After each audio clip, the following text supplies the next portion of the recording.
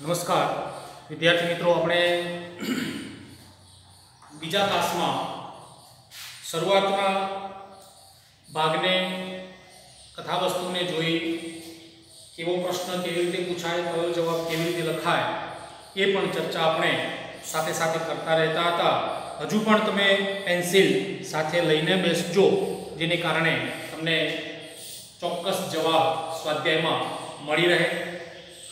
स्वाध्याय लखो त्यारे पण तमे जवाब ने बराबर समझी शको। जोईए आगळ आपणे अगाऊ अटक्या हता पेला सलोनी, कनोज, आनंद, नरेन अने मनीषा ने एक करवा माटे, नजीक लाववा माटे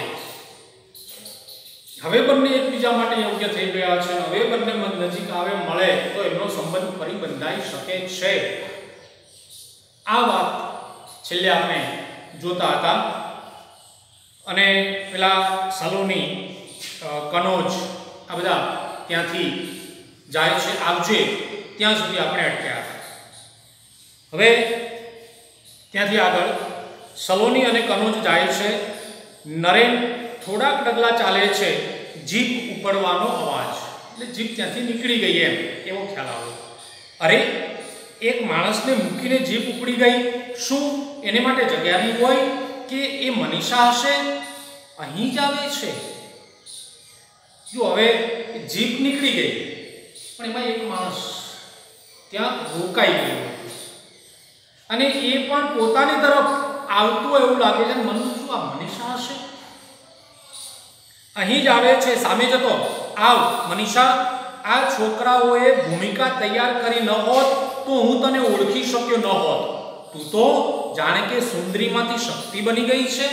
અંડરલાઈન કરો મિત્રો, અહીંયા પ્રશ્ન પૂછાય કે તું તો સુંદરીમાંથી શક્તિ બની ગઈ છે। આ વાક્ય કોણ બોલે છે? અથવા તો કોણ સુંદરીમાંથી શક્તિ બની ગયું છે? આ પ્રશ્ન ત્યાં પૂછાય। એટલે जो मनीषा ने तो नरेन शू कहे छे, आ विद्यार्थीओ એટલે કે આ છોકરોએ કદાચ જો ભૂમિકા ન બાંધી હોત કે આ રીંછને બચાવનાર કોણ છે, આનંદ જો મારી સામે ન આવ્યો તો હું કદાચ તને ઓળખી પણ ન શક્યો હોત। ખરેખર તું તો સુંદરીમાંથી શક્તિ બની ગઈ છે। પહેલા તો કોમળ, નાજુક, નમણી હતી એમ। એક કુટુંબને બચાવ્યું એ બદલ અભિનંદન। એ ખરેખર પેલા શ્રુતિ કુટુંબને રીંછના હુમલામાંથી બચાવ્યું હતું ને, અભિનંદનને આપવા પાત્ર છે, તને અભિનંદન। મનીષા કહે, આભાર। મને હતું કે આ સ્વરૂપે જોઈને તું મને ભેટી પડશે। જો મનીષાની ઈચ્છા કેવી હતી કે મને ખડતલ અને નિર્ભય આવી સૈનિક બાળા જેવી જોઈને તું મને ભેટી પડશે, મને એમ હતું, પણ તું તો મને ભેટી ન પડે એમ। નરેન કહે, તું પહેલા એટલી સુકુમાર હતી કે તારા તેજની અદબ રાખવાનું મન થાય। પહેલા તારું તેજ નાજુક, નમણી હતી, એટલે એ જે તારું તેજ છે, તારું જે રૂપ છે ને, એની અદબ, એની મર્યાદા, અદબ એટલે મર્યાદા રાખવાનું મન થાય। સાચે જ એક એક પલકારે પ્રશ્ન થયા કરે છે।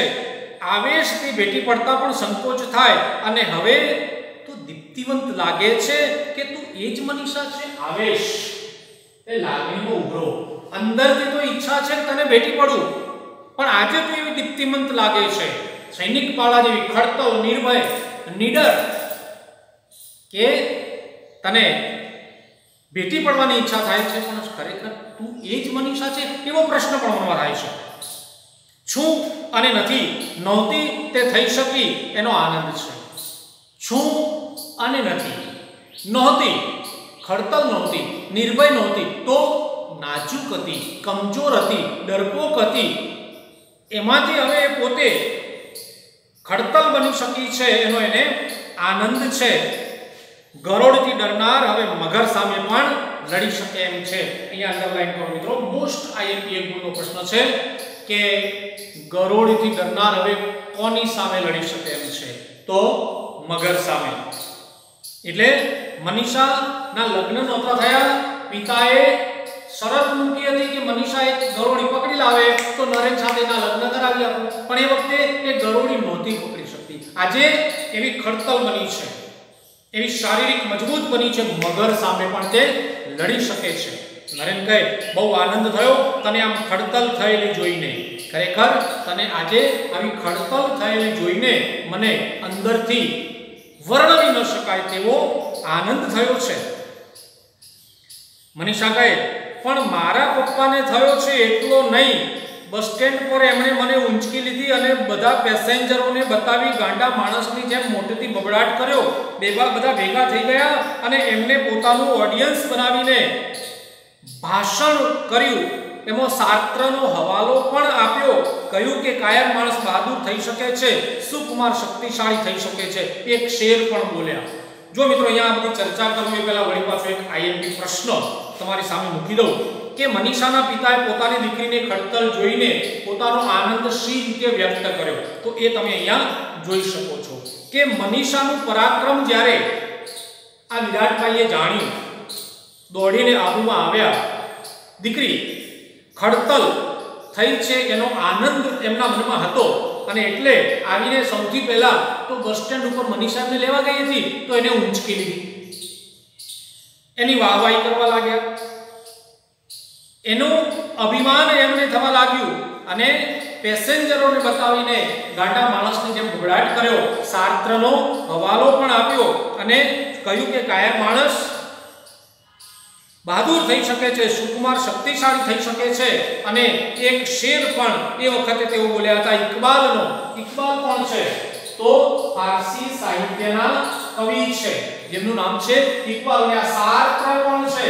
તો એક મહાન ફ્રેન્ચ વિચારક છે, ફિલોસોફર જેને કહીએ આપણે, એ સાર્ત્ર છે. તો સાર્ત્રેનો કયો હવાલો આપ્યો હતો? આવો પ્રશ્ન પૂછાય તો ધ્યાન અંડરલાઈન તમે કરો કે કાયર માણસ બહાદુર થઈ શકે છે, સુકુમાર શક્તિશાળી થઈ શકે છે. અહીંયા શેર તો ગઝલની કડી, જે પંક્તિ આપણે દીકરી ગઝલ શીખે ત્યારે એ શેર એટલે શું, મતલા મક્તા પ્રદીપ કાફિયા વિશે ચર્ચા કરી હતી. તો બે જે પંક્તિઓ છે એને એક શેર કહેવાય. શું કહ્યું હતું? શાસ્ત્રનો હવાલો આપતા શું કહ્યું હતું? खुदी को कर बुलंद इतना कि हर तकदीर से पहले खुदा बंदे से खुद पूछे बता तेरी रजा क्या है. મિત્રો અહીંયા અર્થભેદ પૂછાય છે આપણે. તો રજા અને રજા આ બંને વચ્ચે મોટો તફાવત. રજા એટલે ઈચ્છા, મરજી, અને રજા પરવાનગી, મંજૂરી. તમને ઘરે જવાની રજા મળી પણ તમારી રજા શું છે? ઈચ્છા, મરજી જેને કહીએ આપણે. એટલે તમે પોતાની જાતને એવી બુલંદ બનાવો. બુલંદ એટલે ઊંચી યોગ્યતા વાળું કે તકદીર લખતા પહેલા ભગવાન તમને પૂછે તારી મરજી શું છે. તો એ પ્રમાણે આ મનીષાએ પણ પોતાની તકદીરને પોતાની જાતે રચી છે નરેનના યોગ્ય થવા માટે. નરેન કહે વાહ, હું ત્યાં હાજર હોત તો તારી પ્રશંસા સાંભળીને ધન્ય થઈ જાત. પ્રશંસા, વખાણ. જો કદાચ હું ત્યાં હાજર હોત, તારા પપ્પાએ તારી જે આ પ્રશંસા કરીને એ સાંભળીને હું તો ધન્ય ધન્ય થઈ ગયો હોત. કદાચ જે વિચારથી તેમણે આપણા બેના લગ્ન નહોતા થવા દીધા એ વિચાર એમનો બદલાઈ શકે છે હવે એમ. મનીષા કહે અથવા મારા પપ્પાને સીધા દવાખાને લઈ જાય. એટલા બધા આનંદિત થઈ ગયા હતા. માણસ વધારે પડતો ઉત્સાહમાં આવી જાય ત્યારે પણ પોતાના ઉત્સાહના આવેશમાં શરીરને નુકસાન કરી બેસે છે. આઘાત આવે, આઘાત લાગે તો પણ એટલે કે દવાખાને લઈ જવા પડ્યા હોય. આવેશ સમી જતો એ રડવા લાગ્યા. પોતાની દીકરી આવી ખડતલ થઈ છે, હિંસક રીંછના પંજામાંથી સુરતી કુટુંબને બચાવ્યું છે અને એનો આવેશ, લાગણીનો ઉભરો એવો હતો કે એ ઉભરો જ્યારે સમી ગયો ત્યારે રડવા પણ લાગ્યા હતા. કદાચ આ રડવું પોતાની દીકરીની ક્ષમતાને તેઓ ઓળખી શક્યા નથી એ હોવું જોઈએ. એ તો અમે સોગંદ દઈને જીપમાં બેસાડી દીધા, નહીં તો છાપા પાટે એક બીજા સમાચાર બનત કે દીકરીના પરાક્રમથી પાગલ બની ગયેલા પિતા અને એમનો આનંદ ખરેખર તો પોતે ખોટા પડ્યા તેનો તો. કઈ રીતે ખોટા પડ્યા? પોતાની દીકરી નાજુક, નમણી, ડરકો, કમજોર છે ને એ વાતમાંથી ખોટા પડ્યા હતા. આજે દીકરી નાજુક, નમણી, ડરકો, કમજોર નથી રહી. ખડતલ બની ગઈ છે, નિર્ભય બની ગઈ છે, નીડર બની ગઈ છે, કુમારીવાળી બની ગઈ છે અને એનો આનંદ હતો. અને પોતે દીકરીની જે ક્ષમતાને જાણી શકે નહોતા એ વાતથી ખોટા પડ્યા એનો પણ એમને આનંદ હતો. નરેન કહે કઈ બાબતે? મનીષા કહે ગરોળીથી ડરનારે રીંછને ડરાવ્યા એ. પપ્પા મોટેથી કહેતા હતા સાંભળો હે મુસાફરો, દુનિયાથી થાકેલા લોકો સાંભળો, માણસ માટે કશું અશક્ય નથી. વળી પાછું એ હજુ તો લોકોને ઊંચા ઊંચા અવાજથી પોતાની દીકરીના વખાણ કરીને વ્યક્તિ ધારે તો શું કરી શકે છે આ વાત તેઓ બોલતા હતા. સાર્ત્ર કહે છે તેમ વળી પાછો સાર્ત્રનો હવાલો આપ્યો કે એ આકાશના તારા સુધી પહોંચી શકે છે. વળી પાછો અહીંયા પ્રશ્ન પૂછાય કે આકાશના તારા સુધી પહોંચી શકે છે આવું કોણે કહ્યું છે? તો સાર્ત્ર. હું કહીશ કે એ આકાશના તારાને ફૂલની જેમ વીણી શકે છે. પપ્પા શિકારી હતા ને એકવાર મમ્મીને સાથે લઈ ગયા. જો હવે અગાઉની થોડીક વાત તમને કહી દઉં એમ તો કે વિરાટભાઈએ પોતાની દીકરીના લગ્ન 4.5 વર્ષ પહેલા નરેન સાથે કરવાની કેમ ના પાડી? આ વાત આપણે જાણીએ છીએ કે એ નાજુક છે, નમણી છે, ડરપોક છે, કમજોર છે અને એ જો નરેન સાથે લગ્ન કરશે તો નરેન તો જંગલમાં રહેવા વાળો છે, તો મનીષાને પણ જંગલમાં જઈને રહેવું પડશે. ત્યાં આ ગરોળથી ડરનારી મનીષા કદાચ જો સિંહની કોઈ ત્રાડ સાંભળશે તો ત્યાં જ મરી જશે અને પેલા નરેનભાઈને વિધુરનું જીવન જીવવું પડશે. આવું એમના જીવનમાં અગાઉ બની ગયેલું છે. એ અહીંયા આપ્યું છે. પપ્પા શિકારી હતા, પરિચયમાં આપ્યું હતું મેં મનીષાના પપ્પાને શિકારી. એકવાર મમ્મીને સાથે લઈ ગયેલા, એની ઈચ્છા નહોતી, આજ્ઞા માનીને ગયેલા. હવે પપ્પાની આજ્ઞાનું ઉલ્લંઘન મમ્મી નહોતી કરી શકતી, ઈચ્છા નહોતી જનતા કે મમ્મી પણ ડરપોક હતી. એ ગુણ દીકરીમાં હતા અને એ સમય બાળપણમાં ઈચ્છા ન હોવા છતાં પપ્પા એને લઈ ગયા હતા. માંચડા પર હોવા છતાં એટલે પેલા વૃક્ષ ઉપર માળો જેને કહીએ આપણે બેસવા ઊભા રહી શકાય, બેસી શકાય એ રીતે જે સ્થાન બનાવવામાં આવે ને માંચડો, તો એ માંચડા પર હોવા છતાં નીચે વાઘની છલાંગ જોઈને એ ચીસ પાડી ઉઠેલી. એ પછી હૃદયના ધબકારાનું દર્દ કોઈ ઉપાયે દૂર ન થયું કે ન થયું. તો પ્રશ્ન એવો પૂછાય કે મનીષાની મમ્મીનું મૃત્યુ કેવી રીતે થયું હતું? તો વાઘની છલાંગ જોઈને તેઓ ડરી ગયા હતા અને તેથી તેમને હૃદયના ધબકારા બંધ થઈ ગયા હતા અને એ રીતે એમનું મૃત્યુ થયું હતું. વિરાટભાઈના જીવનમાં ઘટના બનેલી હતી કે એમની પત્ની માત્ર પેલો વાઘ છલાંગ મારતો હતો ને એ જોઈને ચીસ પાડી હતી અને એ પછી એને હૃદય રોગનો હુમલો થયો હશે, પછી એ ધબકારા વધી ગયા, મૃત્યુ પામી હતી. પોતે ઘણા સમયથી વિધુરનું જીવન જીવે છે તો નરેનને વિધુરનું જીવન જીવવું ન પડે માટે એ વખતે વિરાટભાઈએ લગ્નની ના પાડી હતી. પેલા બે બધા મોસ્ટ આઈપી પ્રશ્નની વાત અહીંયા ફરી પાછી આવે છે, ધ્યાન રાખજો. આજે મમ્મી જીવતી હોત તો આ સમાચાર વાંચીને એના ધબકારા કાયમ માટે શમી ગયા હોત. જો કદાચ આજે મમ્મી જીવતી હોત ને મેં જે રીંછના હુમલામાંથી પેલા કુટુંબ બચાવ્યું એ વાત સાંભળી હોત તો આજે મમ્મી ફરી પાછી મરી ગઈ હોત.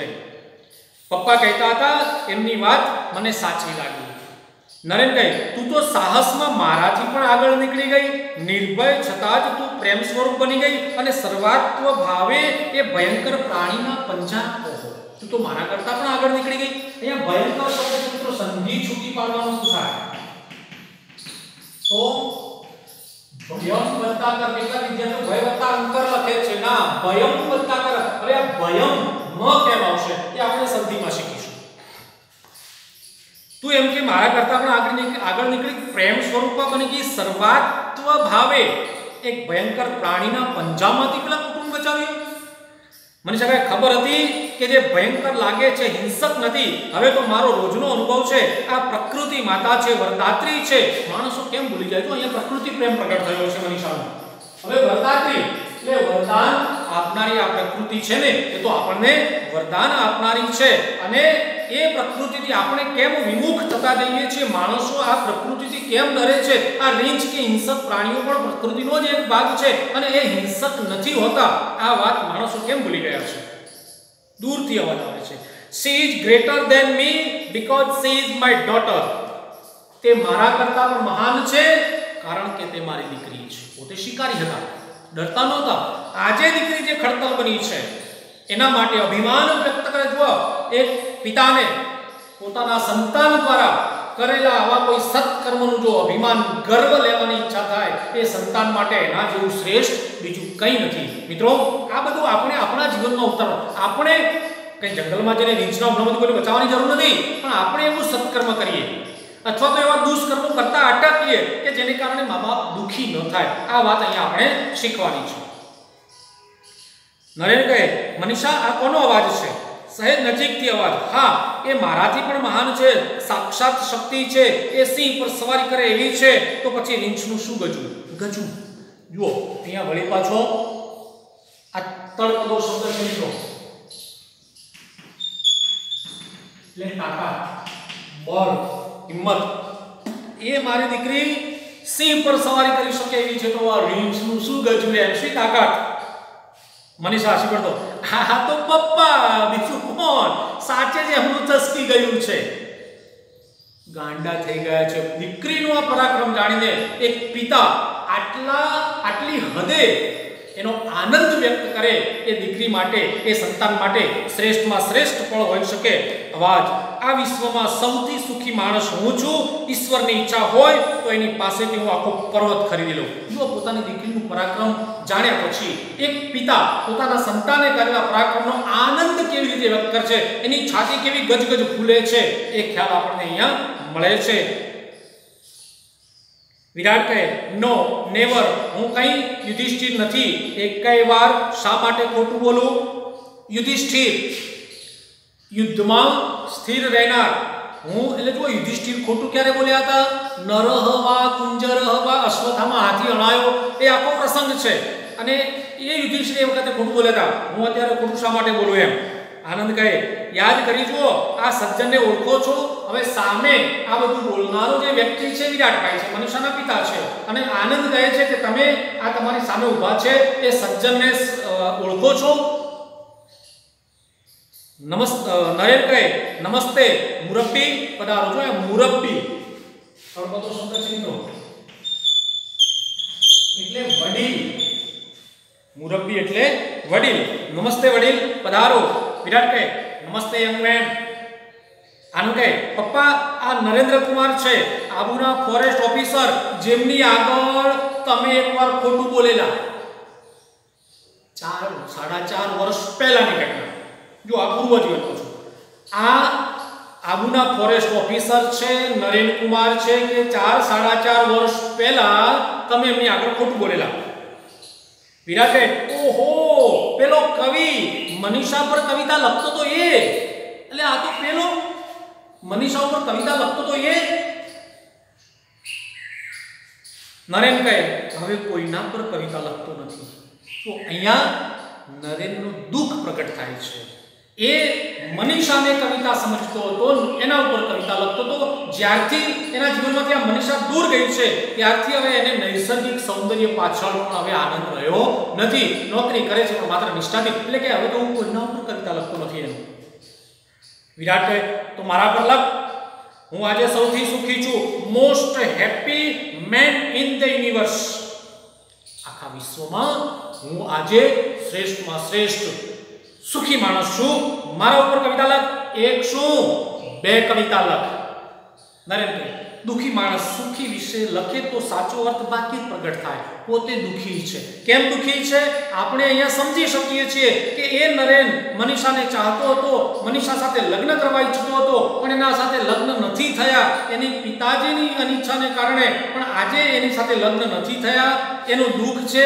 એટલે કહે છે કે દુખી માણસ કોઈના સુખ વિશે કદાચ કંઈ લખે તો એમાંથી પ્રગટ શું થાય? વિરાટ કહે, તને શું દુઃખ છે ભાઈ? આ મારી પરી જેવી નાજુક છોકરી તારું નામ રટી રટીને તપ કરતી રહી અને એક પછી એક શિખર જીતતી રહી ને તું તારી જાતને દુખી માને છે? જો અહીંયા વિરાટભાઈ નું હૃદય પરિવર્તન થયું છે. એટલે મેં અગાઉ તમને કહ્યું પાઠનો બોધ કે સમય આવે ત્યારે પોતે કરેલા ભૂલને સુધારવાનો નિર્ણય લઈ શકાય. શું કહે છે ભાઈ, તું શાનો દુખી છે? તને પામવા માટે તારું નામ રટી રટીને મારી દીકરી આજ સુધી તપ કરતી રહી, શિખરો સર કરતી રહી. તને પામવા માટે એ આટલી મહેનત કરે છે, એ તારા જેવી ક્ષમતાવાળી થઈ છે, અને હવે તું એમ કહે છે કે દુખી છું? આનંદ કહે, પપ્પા એમનું દુઃખ દૂર કરવાનો ઉપાય તમારા હાથમાં છે. તમે ધારો તો એમનું દુઃખ હાલ દૂર કરી શકો. વિરાટ કહે, શું મનીષા આ તારો તોફાની ભાઈ સાચું કહે છે? હવે જુઓ અહીંયા સીધે સીધી વાત નથી થતી. તમે એનું દુઃખ દૂર કરી શકો છો. મતલબ જો મનીષાના એની સાથે લગ્ન તમે કરાવી આપો તો આ દુઃખી માણસ પાછો સુખી થઈ જાય. તો આ વાત આનંદે કહેલી આ વાત પિતાજી સમજી ગયા કે દીકરો શું કહેવા માંગે છે, અને એટલે વિરાટભાઈએ પેલી મનીષાને પૂછ્યું, શું મનીષા આ તારો તોફાની ભાઈ સાચું કહે છે? એટલે કે શું ખરેખર તું હજુ એની સાથે લગ્ન કરવા માંગે છે? તારું મૌન સંમતિ સૂચવે છે. સંસ્કૃતમાં એક સરસ મજાની રત્નકણિકા છે, મૌનમ સ્વીકૃતિ લક્ષણમ. પેલી કશું બોલી નહીં, તારું મૌન સંમતિ સૂચવે છે. મતિ એટલે બુદ્ધિ. અલ્યા છોકરાઓ, પેલી મીઠાઈ લાવો અને આનંદ તું જીપ લઈને જા, કોઈ જોશી બોશીને પકડી ઉઠાવી લાવ. જોશી બોશી, આ બોશી એટલે કોઈ અર્થ નહીં, પણ આપણી બોલવાની લઢણ છે, રીત છે. ચા બા પીધી, છાપુ બાપુ વાંચો.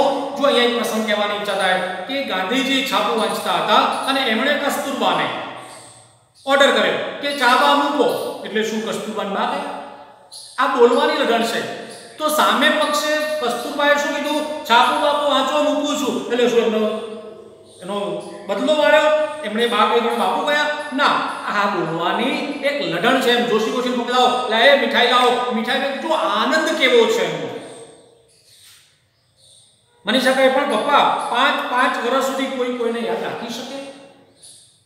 5 વર્ષ થઈ ગયા આ ઘટનાને, કોઈને યાદ રાખી શકે? વિરાટ કહે, હજી ક્યાં 5 પૂરા થયા છે, 6 માસ બાકી છે. એ પહેલા તો હું તમને પરણાવી દઈશ. સંમતિ આપી દીધી. પહેલા ના પાડનારો વ્યક્તિ સંબંધ બાંધવા માટેની સંમતિ આપે છે, એટલે પહેલા સંબંધ હતો, વિરાટના કારણે વિચ્છેદ થયો અને એ જ વિરાટની સંમતિથી ફરી પાછો સંબંધ બંધાય છે. તો આ એકાંકીમાં સંબંધ, વિચ્છેદ અને ફરી સંબંધ બાંધવાની ઘટનાઓ કેવી રીતે મૂકેલી છે, એ સંવાદ શક્તિ કેવી છે એનો ખ્યાલ અહીંયા આવે છે કે હજુ તો 5 વર્ષ નથી થયા, 6 મહિના બાકી છે. એટલે આપણે કહીએ છીએ કે ભૂલી ગયા પછી, એટલે 4.5 વર્ષ પહેલાની ઘટના ભૂલી ગયા પછી એનો ખ્યાલ અહીંયા છે. એ પહેલા તો 5 વર્ષ પહેલા તો હું તમને પરણાવી દઈશ. નરેન કહે, એની ઉતાવળ નથી. મનીષા મનમાં હતી અને રહેશે. જો પ્રેમ કોઈ મુદતી વસ્તુ હોય તો અમે આમ શિખરો ભળી ગતિ કરી ન હોત. રહેવા દે આનંદ, જોશીને બોલાવવાની જરૂર નથી. મનીષા બાળપણથી મારા મનમાં હતી, એના પપ્પાએ ના પાડી તો પણ હતી, આજે પણ છે. એટલે પ્રેમ એક મુદતી વસ્તુ છે. પણ એવું હોત તો અમે શિખરો ભણી ગતિ ન કરી હોત, એટલે કે હું વનાધિકારી ન બની શક્યો હોત, આ મનીષા ખડતલ ન બની શકી હોત. પણ અમારા બંને વચ્ચેનો પ્રેમ આવું કરવા માટે પ્રેરે છે. મનીષા કહે, હા, જોશીને બોલાવવાની જરૂર નથી. પહેલા તો હું શિબિર પૂરી કરીશ, પછી અમે થોડા દિવસ સાથે હરી ફરીશું, જૂનો સમય તાજો કરીશું. પપ્પા અત્યારે કોઈ ઉતાવળ કરશો નહીં. પહેલા મારે આ શિબિર પૂરી કરવી છે, પછી અમે બધા સાથે હરીશું ફરીશું, જૂની યાદો તાજી કરીશું, અને પછી એટલે અહીંયા એક પ્રશ્ન એવો પૂછાય કે મનીષાના પિતાએ પોતાની દીકરીને ખડતલ જોઈને પોતાનો આનંદ સી રીતે વ્યક્ત કરે તો આપણે અગાઉ જોઈ લીધું, અને ઊંચકી લીધી ને સાથનો હવાલો આપ્યો અને શેર ઇકબાલની વાત રજૂ કરી હતી. બીજો પ્રશ્ન એવો છે કે વિરાટભાઈએ મનીષાના નરેન સાથેના લગ્ન માટે સંમતિ ક્યારે આપી? તો સ્વભાવે ડરપોક અને શારીરિક કમજોર મનીષાએ જ્યારે ભારે હિંમત, નિડરતા અને ખડતલ શરીર કેળવીને એ વાત સાબિત કરી દીધી કે ફોરેસ્ટ ઓફિસર નરેન સાથે તે જંગલમાં હવે રહેશે તો પણ તે દુખી નહીં થાય, પણ ખુશીથી તે જંગલમાં રહીને પણ પોતાનું જીવન જીવી શકશે. મનીષાની આ તાકાત જોઈને વિરાટભાઈએ મનીષા અને નરેનના લગ્ન કરવા માટેની સંમતિ આપી દીધી. આવો 2 ગુણનો પ્રશ્ન ત્યાં તમારે સમજવાનો છે. કનોજ કહે, સલોની, આ ધીરજ આપણે રાખી શકીશું? અહીંયા જો આ સલોની નરેનની ફોઈની દીકરી છે અને મનીષા સાથે પર્વતારોહણ કરવા આવેલી એક યુવતી છે, એની સાથે આવેલો પેલો યુવાન કનોજ. હવે આ બંને પણ એકબીજાને કદાચ ચાહતા હશે, અને ત્યાં કનોજ કહે, જક્ષુ સલોની, આપણે આવી ધીરજ રાખી શકીશું 4.5 વર્ષ સુધી? આપણે તો નક્કી કર્યું હતું કે આ શિબિર પૂરી થાય એટલે ગોઠવાઈ જઈએ. સલોની કહે, માત્ર મીઠાઈ ખાવાનું નક્કી કર્યું હતું. આપણે આ શિબિરમાં સાહસિકો આવ્યા છીએ, દુસ્સાહસ નહીં. મજા ચાલે છે, દુસ્સાહસ. ખરાબ કે નિષ્ફળ જાય તેવું સાહસ. આપણે અહીંયા ખાલી મીઠાઈ ખાવ્યા છે, આ બેના લગ્ન કરાવવા માટે આ શિબિરમાં આવ્યા હતા, દુસ્સાહસ કરવા માટે નહીં, મજાક છે અહીંયા. ખરું દાદાજી? વિરાટ કહે yes there is a point. મારી દીકરી તમને બધું બરોબર શીખવી રહી છે, મારા આશીર્વાદ છે. મિત્રો આશીર્વાદ જોડણી માટે આઈએમપી શબ્દ છે, ધ્યાન રાખજો. તમારી સાથે છે. તમે લોકો બહાદુર જ નહીં બુદ્ધિશાળી પણ બનશો અને તમારામાં પ્રેમમાંથી જ શૌર્ય જાગશે. લો આ મીઠાઈ આશીર્વાદના ભાગરૂપે ખાઓ અને ખવડાવો, ગાઓ અને ગવડાવો. તમારા ભવિષ્યમાં પ્રેમ શૌર્ય અંકિત ધ્વજ ફરકાવો. બધા એકને મીઠાઈ ખવડાવે છે. વિરાટ બાબુ ગાય છે ધ્વજ પ્રકાશ છે ઝળ કસુંબી પ્રેમ શૌર્ય અંકિત. પોતાની દીકરી ની જે ક્ષમતા હતી એને ન ઓળખી શકનાર પિતા આજે જ્યારે પોતાની દીકરીની એક ક્ષમતાને જાણે છે ત્યારે એ પોતાની દીકરી માટે કેવો ગર્વ, કેવું અભિમાન અનુભવે છે. જેની સાથે લગ્ન કરવાની ના પાડી હતી એની સાથે લગ્ન કરવાની સંમતિ આપે છે, પોતાનો આનંદ વ્યક્ત કરે છે. તો આ રીતે આ સમગ્ર એકાંકીમાં લેખકે માનવ સંબંધો કેવી રીતે જળવાય છે એ વાત નરેન અને મનીષાના પાત્ર દ્વારા લેખકે આપણને અહીંયા સમજાવવાનો પ્રયત્ન કર્યો છે. અને એમાં મનીષાનું જે પાત્ર છે એ શ્રેષ્ઠોત્તમ પાત્ર છે, જેના આધારે આ નિબંધો પરીક્ષામાં પૂછાઈ શકે છે. અને એ પાઠમાંથી મોસ્ટ આઈએમપી જે પ્રશ્ન છે કે મનીષાનું પાત્રાલેખન કરો એવો પ્રશ્ન ત્યાં પૂછાઈ શકે. બીજું નરેનનું પાત્રાલેખન કરો એવો પણ પ્રશ્ન પૂછાઈ શકે. નરેનમાં કઈ કઈ ખૂબીઓ હતી એવો પણ પ્રશ્ન પૂછાઈ શકે. અને આ પાઠનું રહસ્ય શું છે એવો પ્રશ્ન પણ આમાંથી પૂછાઈ શકે છે. તો આ પાઠનું જે મુખ્ય રહસ્ય છે, લગ્નની ના પાડીને ભૂલી ગયેલા જે પિતા છે તે અચાનક બનેલી ઘટનાથી વિચારતા થઈ ગયા અને એ જ લગ્નની ના પાડનારા પિતા વળી પાછા સંમતિ આપી દે છે. એ આ ઘટનાનું રહસ્ય છે, આ એકાંકીનું રહસ્ય છે. અને આ રહસ્ય સિદ્ધ કરવા માટે આખી એકાંકી લેખકે લખી છે. અને એમાં સંબંધ, વિચ્છેદ અને ફરી પાછો સંબંધ એ ઘટનાઓને એમણે એમાં મૂકીને આ રહસ્ય એમણે છતું કર્યું છે. એમાં થોડુંક પેલા આઈએમપી પ્રશ્નની ચર્ચા કરી લઉં તો 4 ગુણનો પ્રશ્ન મિત્રો તમે જ્યારે લખો ત્યારે પેલી 4 બાબતો તમારે લખવાની છે.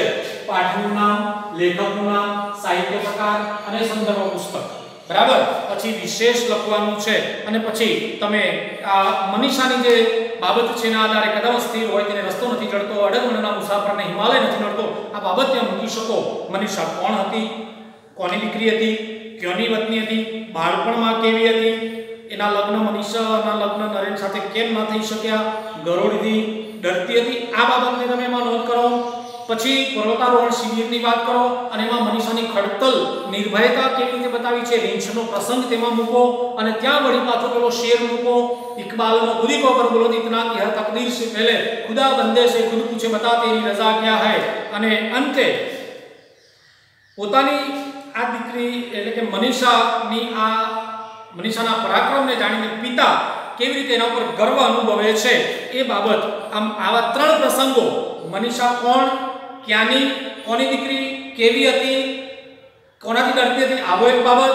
પછી પર્વતારોહણની શિબિરમાં જેની જે ઘટના બની એ બીજા ફકરામાં, વળી પાછું પેલો શેર, વળી પાછું પિતાજી કેમ ગર્વ લે છે એના ઉપર તે, અને અંતે ઉપસંહાર, એમાં મનીષાના કયા કયા ગુણો એમાં વર્ણવાયા છે એવો ખ્યાલ આપીને આ 4 ગુણના પ્રશ્ન તમે સુંદર બનાવી શકો છો. મિત્રો હું માનું છું ત્યાં સુધી તમને આ પાઠ બરાબર સમજાયો હશે.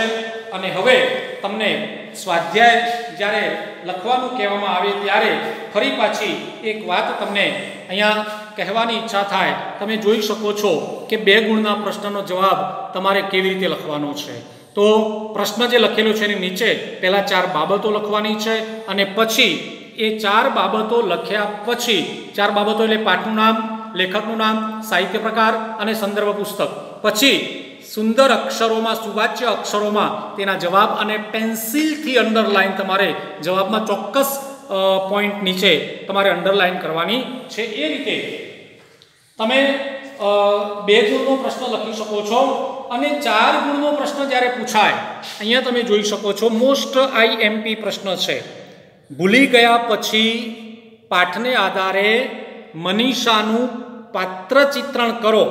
તો એમાં પહેલા 4 બાબતો લખશો, પછી તમે આ વિશેષ લખશો અને એ વિશેષમાં આપણે લેખકની વિશેષતા લખી છે કે બહુમુખી પ્રતિભા ધરાવનારા અને લોકાયત સુરી તથા વૈશાખ નંદન ઉપનામ ધરાવતા લેખક શ્રી રઘુવીર ચૌધરીને સાહિત્ય માટેનો સર્વોચ્ચ ભારતીય જ્ઞાનપીઠ પુરસ્કાર મળેલ છે. આ પાઠમાંથી 4 ગુણનો કોઈ પણ પ્રશ્ન પૂછાય તો તમે આ વિશેષ એમાં લખી શકો. પછી તમારા જવાબને સુંદર બનાવવા માટે તમે આ રીતે પંક્તિ લખો, પ્રસંગ કેવી હતી એ, પછી આબુ ઉપર બનેલી ઘટના, વળી પાછું એના આધારે એનો ઉલ્લેખ, ઇકબાલનો શેર, એના પિતા, કેવી રીતે આનંદ અને સાર્ત્રનો હવાલો અને ઉપસંહાર. મિત્રો આ રીતે તમે જો જવાબ લખશો તો તમને એમાંથી ખૂબ સારા ગુણ મળશે એવું સ્પષ્ટ માનવું છે. તો આ પાઠ તમને બરાબર સમજાયો હશે. 3 વિડીયો ખૂબ ધ્યાનથી તમે જોશો અને પછી તમે એનો સ્વાધ્યાય લખશો, પુસ્તક સાથે રાખીને સ્વાધ્યાય લખશો તો તમને બરાબર સમજાઈ ગયું હશે. ધન્યવાદ મિત્રો. આ વિડીયો આપ સર્વને ગમે તો સબસ્ક્રાઇબ કરજો, લાઈક કરજો અને અન્યને ઉપયોગમાં આવે એ માટે શેર પણ કરજો. કેમ કે અત્યારના સમયમાં, લોકડાઉનના સમયમાં, મહામારીના સમયમાં આ વિદ્યાદાન જેવું ઉત્તમ મહાદાન કંઈ પણ નથી. ધન્યવાદ.